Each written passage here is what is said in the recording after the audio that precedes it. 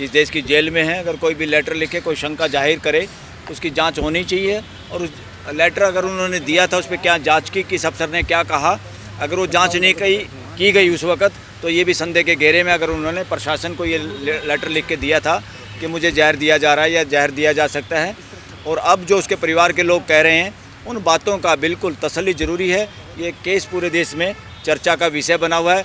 ऐसे मौके पे सरकार और प्रशासन हर बात का जवाब दे, देश के सामने दूध का दूध और पानी का पानी करे। इस देश के थानों में, जेल में या कहीं भी, या एनफोर्समेंट एजेंसीज़ के यहाँ या ट्रायल में या रिमांड पे किसी के साथ भी थर्ड डिग्री या गलत तरीके का व्यवहार नहीं किया जा सकता। देश में कानून ऐसे हैं, सबको मानवीय दृष्टि के हिसाब से उसी तरीके से डिग्निटी के साथ व्यवहार करना पड़ेगा, चाहे वो जेल में है, चाहे वो पुलिस थाने में है। सर, सोशल मीडिया पर एक तबका मजे ले रहा है, हंस रहे हैं, देखिए खुशी मना रहे हैं, जश्न का माहौल ये तो कुछ लोग ऐसे हैं जो जानबूझ के इस तरह का काम करते हैं। ऐसे लोगों पे ज़्यादा ध्यान देने की भी जरूरत नहीं है। और कुछ लोग मोटिवेटेड होते हैं पॉलिटिकल होने की वजह से और देश में ध्रुवीकरण चाहते हैं, और ऊपर से इलेक्शन है, हिंदू मुसलमान करके या जाति विशेष का आपस में संघर्ष दिखा के ये लोग वोटों के लुटेरे इस वक्त ज़्यादा जागरूक हैं। सारे समाज को और युवाओं को ख़ास तौर पे शांति और समझदारी बरकरार रखनी है। और ऐसे नेताओं के जो इसके बेहुदे बकवास बयान जो देश को डिवाइड करने के लिए या गुमराह करने के लिए देते हैं, देश के युवाओं को उनको सबक सिखाना पड़ेगा। क्योंकि देश के युवा किसी भी जाति और किसी भी धर्म संप्रदाय में बटे हुए नहीं। युवा देश का बहुत अच्छे सपने लेके बहुत अच्छे सपने लेता है युवा, और देश के युवा इस बात को नेस्तानबूद करेंगे। और धन्यवाद इस देश के सभी समाजों को और ख़ासतौर पर मुस्लिम समाज को भी, ईसाई समाज को भी, कि इस दौरान में जो हालात हैं, जो ध्रुवीकरण करने की कोशिश है, और ख़ास तौर पे अब हिंदुओं को भी जो इस ध्रुवीकरण के शिकार ना हो के सत्ता परिवर्तन का मन बना बैठे हैं। देश में सबसे पहले अभी इलाज करने की ज़रूरत है। वोट की चोट से अपना इलाज करो, और जितने ये मुद्दे हैं सारे के सारे सोल्व होंगे और इनकी जांच भी होगी और दोषी पकड़े भी सर, आप जाएंगे। वोट की चोट कह रहे हैं, विपक्ष को कैंडिडेट नहीं मिल रहे, उम्मीदवार नहीं मिल रहे हैं। विपक्ष को कैंडिडेट खूब मिल रहे हैं, बीजेपी को नहीं मिल रहे हैं। इसलिए कांग्रेस के लोगों को उधारे और खरीद के और प्रेशर के वजह से मिला के अपने कैंडिडेट बना रहे हैं। देखो देश में क्या हो रहा है, गठबंधन तितर बितर हो रहा है, गठबंधन के लोग भी इधर उधर भागे जा रहे हैं। गठबंधन के चक्कर में मत छोड़ो। गठबंधन में काफ़ी लोग ऐसे हैं जो पुराने अजगर हैं या छोटे मोटे अजगर हैं, जो काफ़ी हिरन चबाए हुए हैं, निगले हुए हैं, उनको हजम करने में उन्हीं को डर लगता है। तो देश अब अपोजिशन का रोल अदा कर रहा है। अपोजिशन की ज़्यादा चिंता ना करो। अब पूरे देश ने अपने कंधों पे अपोजिशन का रोल तय कर लिया है और देश में सत्ता परिवर्तन होने वाला है। आप सब लोग उसमें भागीदार बनिए। सर, विपक्ष बौखला रहा है, एक एक सीट पर दो कैंडिडेट उतार रहा है। सुबह टिकट दी जाती है, शाम को काट दी जाती है। ये तो सारा का सारा ये सारा इसलिए हो रहा है, बीजेपी अपना जो कर रही होगी, जो टिकटें चेंज करके, ध्रुवीकरण करके, जातियों के आधार पे, धर्म संप्रदाय के आधार पे, तो इस हिसाब से चाहे इलेक्शन से पहले 10 बार बदलना पड़ो, क्या दिक्कत है, बदलने चाहिए। सर, ऐसा क्या हुआ कि भानु प्रताप को टिकट मिलता है फिर टिकट वापस ले लिया जाता है? अच्छा, मुझे अभी लेटेस्ट इस बात की नॉलेज नहीं है कि उनका टिकट वापस हुआ। क्या आप लोग बता रहे हो गया वापस? मुझे ना मेरी बात हुई है ना कुछ है।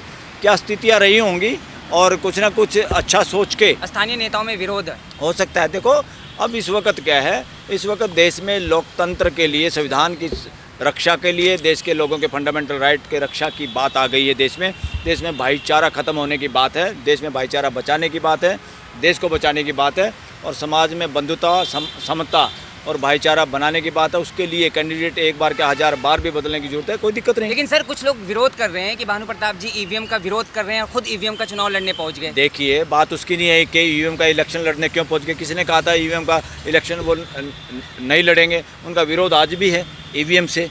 वो तो ये मैंने उनका बयान भी पढ़ा है कि अगर मैं बन भी गया तब भी ईवीएम का विरोध करूँगा, पार्लियामेंट में करूँगा। तो वो तो विरोध में लगातार जारी था उनका। वो उससे अच्छा, मुझे मालूम नहीं है टिकट कट गया है। निर्दलीय लड़ेंगे? कोई मुझे नहीं मालूम इस बात का, मेरी उनसे बात नहीं हुई है कि निर्दलीय लड़ेंगे नहीं लड़ेंगे। अगर निर्दलीय लड़ने का भी कोई माहौल है या उनको पता होगा ग्राउंड रियलिटी का, मेरे को सलके की सर, बात क्यों नहीं हो पा रही? आप लोग में फूट पड़ गई है क्या? नहीं, कोई फूट नहीं है बिल्कुल। हमने तो इसलिए नहीं की कि वो अपने इलेक्शन की तैयारी में है, और अगर इलेक्शन में प्रचार के लिए भाई के उनके साथ अगर जाना पड़ेगा और वो बुलाएंगे हमें, तो हम नेचुरली। सर, फूट की बात इसलिए कर रहे हैं क्योंकि 3 बार मीटिंग हुई, उसमें भानु प्रताप जी नहीं है, आप हैं सिर्फ। भाई जब से उनको टिकट मिली है, दूसरे हमारे एक साथी का मैंने वो पड़ा है कि वो रामपुर से इलेक्शन इंडिपेंडेंट कैंडिडेट के वजह से महमूद प्राचा। अब ये इंडिविजुअल मसले हैं, ये हमारे इस ऑर्गेनाइजेशन के जो ईवीएम को हटाओ संयुक्त मोर्चा है उसकी तरफ के उसके कैंडिडेट नहीं हैं। ये अपने पार्टियों में अगर किसी ने उनको कहा होगा या इंडिविजुअली उनका मन है ऐसा करने का लिए, स्वतंत्र हैं सब लोग, जिसकी वोट है या जो इलेक्शन लड़ने के काबिल इलेक्शन कंटेस्ट कर सकते हैं। इन छोटे ना ऐसा नहीं है। ईवीएम और किसका बहाना था? सिर्फ 3, 4, 5, 10 लोगों का। पूरे देश में इलेक्शन तो बहुत, अरे दूसरे देश के लोगों को बहुत इलेक्शन कंटेस्ट करना है, इतना नहीं। अभी इतना इमेच्योर और हल्की बात करने की ज़रूरत नहीं है। बहुत सारे कारण होते हैं, उम्र के साथ साथ आप लोग भी अनुभव करेंगे, बहुत सारी ऐसी बातें होती हैं जिसके कारण खाली एमएलए एमपी बनना बड़ी बात नहीं है, कुछ भी नहीं है। मैं तो ये कह रहा हूँ, कितने एमएलए एमपी हैं, कितने बोल पाते हैं पार्लियामेंट में भी जो हैं, जो बिल्कुल चुपचाप जैसे मदारी के बंदर होते हैं इस तरह से हाथ खड़े कर देते हैं, चुपचाप ताली बजा देते हैं। और क्या करते हैं बताओ, कितने लोगों में हिम्मत है? तो इसलिए पार्लियामेंट सबसे बड़ी है देश की जनता की पार्लियामेंट, और मीडिया सबसे बड़ा है आप लोग सामने। कुछ भी प्रश्न पूछने का कोई आपको कहता है क्या प्रश्न पूछना, आप खुल के प्रश्न पूछते हो, खुल के हम जवाब देते हैं। ये है डेमोक्रेसी, ये है राइट टू एक्सप्रेशन, और आप उसके प्रहरी हैं आप सब लोग। और दूसरा, चीफ जस्टिस ने खुद कहा आप लोगों के पक्ष की बात। आप लोगों को पता है देश के सॉलिसिटर जनरल ने इलेक्टोरल बॉन्ड के बीच में बात करते करते खामखा की एक बात की एक कोर्ट में, और गुमराह करने की कोशिश की चीफ जस्टिस को और जजों को। उन्होंने कहा कि लोग कुछ बात कर रहे हैं जी, जो डाटा लगाया है इलेक्शन कमीशन पे या एसबीआई ने जो बताया है, लोग कुछ बात कर रहे हैं एसबीआई पे, इस पे रोक होनी चाहिए। और कुछ बात कर रहे हैं कोर्ट के बारे में भी।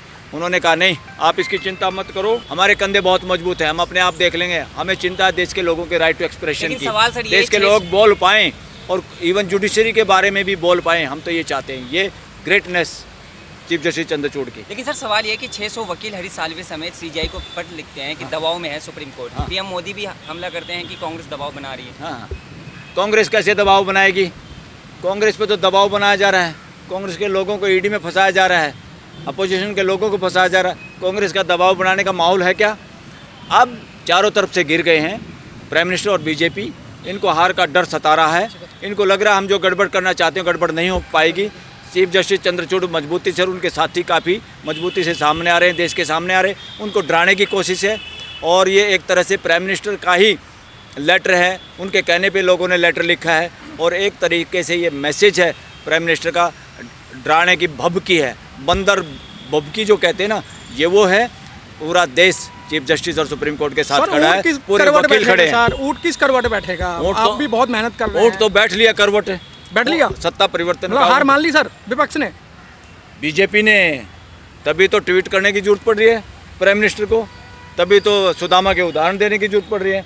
और हम मांग करते हैं देश में राष्ट्रपति शासन लागू हो, उसके तहत ही चुनाव हो, और इलेक्शन कमीशन सुप्रीम कोर्ट की देखरेख में काम करे, चीफ जस्टिस की देखरेख में।